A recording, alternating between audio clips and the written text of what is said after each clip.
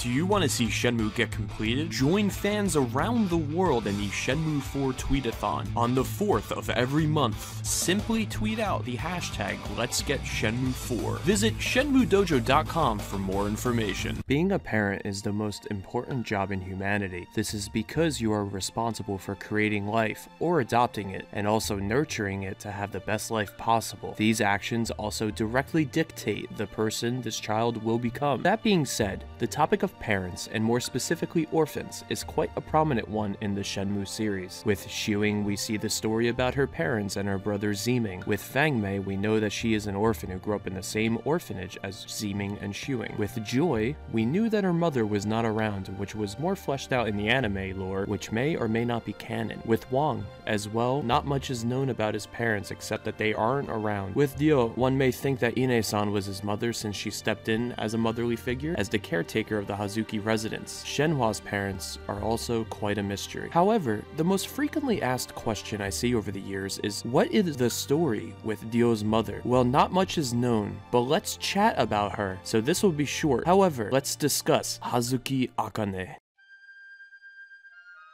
As stated, not much is known about Akane.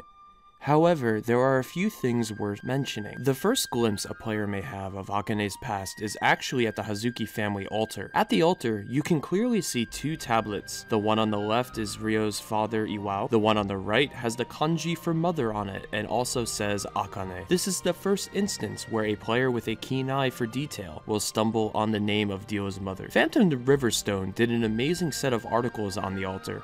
Links for this article will be in the description below. Throughout Shenmue 1 and 2, there are a few moments where Dio remembers or speaks about his parents, including his mom. The only true spoken fact is that Ryo mentions his mom died when he was young. It is these memories, however, that are a bit more important than one may think.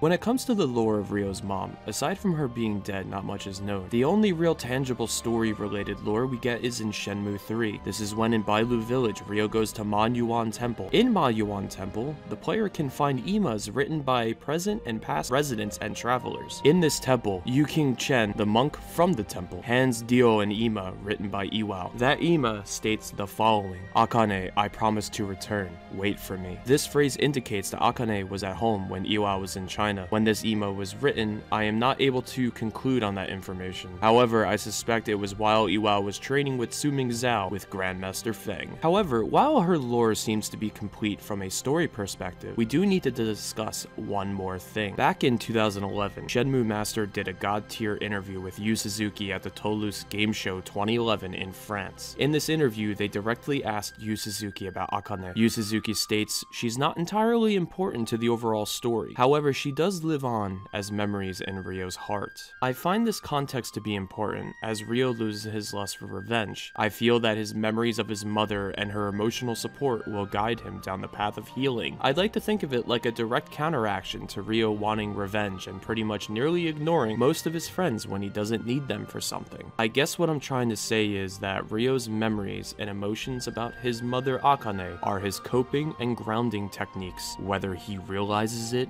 or not.